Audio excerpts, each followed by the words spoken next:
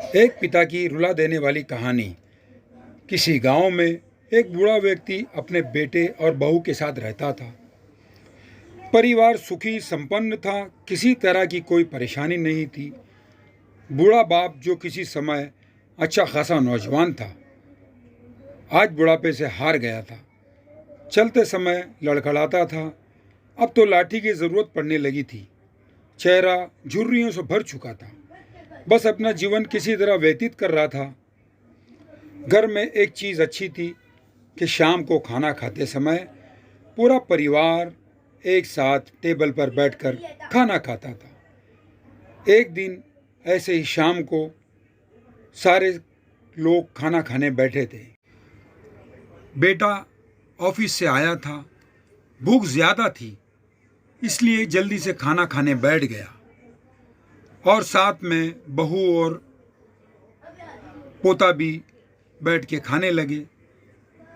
बूढ़े हाथ जैसे ही थाली उठाने को हुए, थाली हाथ से छिटक गई और थोड़ी दाल टेबल पर गिर गई।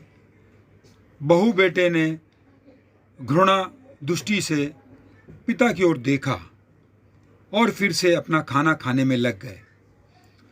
बूढ़े पिता ने जैसे ही अपने हिलते हाथों से खाना शुरू किया तो खाना कभी कपड़ों पे गिरता तो कभी ज़मीन पर। बहू ने चिढ़ते हुए कहा, हे राम, कितनी गंदी तरह से खाते हैं। मन करता है इनकी थाली किसी अलग कोने में लगवा देते हैं। बेटे ने भी ऐसे सिर हिलाया जैसे पत्नी की बात से सहमत हो। नन्हा पोता ये सब मासूमियत से देख रहा था। अगले दिन पिता की थाली उस टेबल से हटाकर एक कोने में लगवा दी गई। पिता की डबडबाती आंखें सब कुछ देखते हुए भी कुछ बोल नहीं पा रही थी। बूढ़ा पिता रोज की तरह खाना खाने लगा। खाना कभी इधर गिरता, कभी उधर गिरता। छोटा बच्चा यानी पोता अपना खाना छोड़कर लगातार अपने दादा की तरफ देख रहा था। माँ ने पूछा, क्या हुआ बेटे, तुम दादाजी की तरफ क्या देख रहे हो और खाना क्यों नहीं खा रहे हो? बच्चा बड़ी मासूमियत से बोला, माँ, मैं सीख रहा हूँ कि वृद्धों के साथ कैसा व्यवहार करना चाहिए।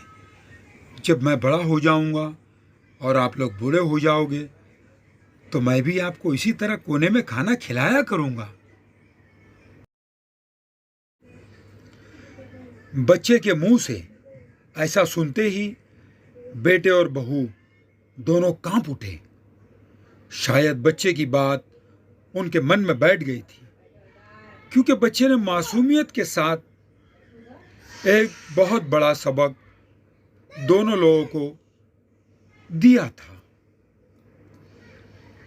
बेटे ने जल्दी से आगे बढ़कर पिता को उठाया और वापस खाने के टेबल पर खाने के लिए बिठाया और बहू भी भागकर पानी का गिलास लेकर आई कि पिताजी को कोई तकलीफ ना हो।